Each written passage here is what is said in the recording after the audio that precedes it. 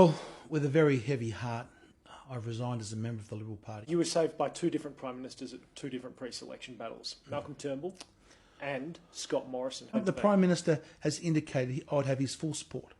And I support the Prime Minister. I said in the party room today, I want to see Scott Morrison go on to be one of our longest serving and greatest Prime Ministers. Nothing would make me happier than to see that. Let's move on. Your political future. Will you run as an independent?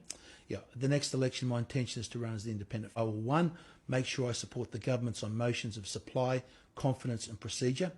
And all the policies that we took to the last election under that Liberal banner, I'll give 100% support to. Barnaby Joyce says he wants you to join the Nationals. Would you consider it?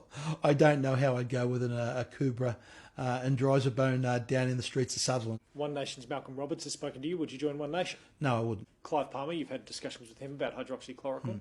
If he was to throw his hat into politics again and throw some money behind you, would you run under the Clive Palmer banner? I wouldn't run under the Clive Palmer banner. Clive's had his opportunity here.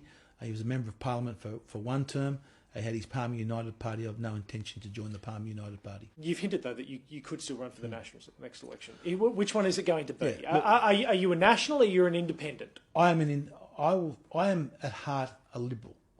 The values that I believe in are the values of Sir Robert Menzies, and that is which includes freedom of speech. Currently, I'm going to sit through the rest of this Parliament as an independent, supporting the government, as I said I would to the constituents that elected me. Any chance you'll rejoin the Liberal Party before the next election or at the next election? Look, I would doubt it. I would doubt it. Liberal and Labor have destroyed our economy. They've made $1 trillion debt. They've destroyed jobs and families. Time for a change. Protect and defend your livelihood. Save our businesses and our jobs. Together, we can take our country back.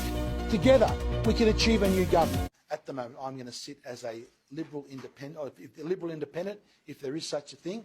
And to the next election, I'll be putting forward my views on what are traditional Liberal values that I believe that Sir Robert Menzies would endorse if he was alive today. Craig, if you're a true Liberal, why would you take this move to deliberately undermine a Liberal coalition government? Okay, this is why I've ensured that I will vote as a Liberal and a member of the government to guarantee supply, confidence, all procedural motions. And every single policy that we took to the election, when I say we as the coalition took to the election last year, I will guarantee that I'll support those policies. We can never trust Liberals or Labor again. And I support the Prime Minister. I said in the party room today, I want to see Scott Morrison go on to be one of our longest serving and greatest Prime Ministers. Nothing would make me happier than to see that.